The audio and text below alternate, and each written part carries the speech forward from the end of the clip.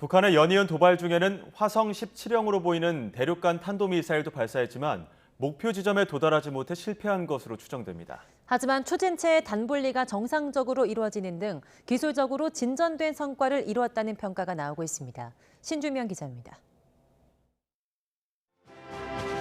지난 2020년 10월 북한 노동당 창건 75주년 기념 열병식에서 처음 공개된 신형 대륙간 탄도미사일 화성 17형입니다. 길이 24m로 현존하는 ICBM 가운데 몸집이 가장 크고 사거리도 15,000km에 달해 괴물 ICBM이라고 불립니다. 지난 3일 북한이 평양 순안 일대에서 동해상으로 발사한 ICBM도 화성 17형으로 추정됩니다. 비행거리 760km에 고도 1920km로 정상보다 고각으로 발사한 것으로 탐지됐습니다. 하지만 통상 ICBM의 최고 속도가 음속의 20배인 마하 20이 넘는 것에 비해 이번 미사일의 최고 속도는 마하 15에 그쳤습니다. 이로 인해 탄두부가 목표 지점에 도달하지 못하면서 발사에는 실패한 것으로 분석됩니다. 고도 올라갔다가 떨어질 때 정상 궤도가 흐트러지지 않고 끝까지 떨어졌으면 그건 뭐 고각 발사라고 볼 수도 있는 건데 2단이 어느 정도 연소가 됐고 2단에서 실패한 거죠. 하지만 과거 시험 발사에 비하면 기술적으로 진전됐다는 평가입니다.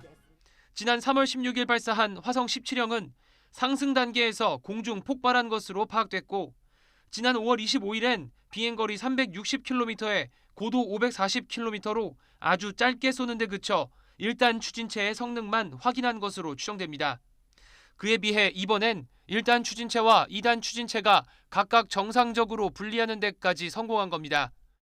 이제 1단을 우선적으로 실험을 해서 안정적으로 되는 것을 확인하고 이번에는 2단의 그 목표를 좀 두었다, 주안점을 두었다 이렇게 얘기를 한다면 진전이라고 볼 수 있는 거죠. 앞서 북한은 지난 3월 24일 화성 17형 발사에 성공했다며 선전 영상까지 공개했지만 한미 군 당국의 조사 결과 영상 일부를 짜깁기해 조작한 것으로 판명됐습니다. 이처럼 북한은 아직 화성 17형 발사에 성공한 적이 없는 만큼 괴물 ICBM의 완성을 위해 조만간 재발사에 나설 것으로 관측됩니다. YTN 신준명입니다.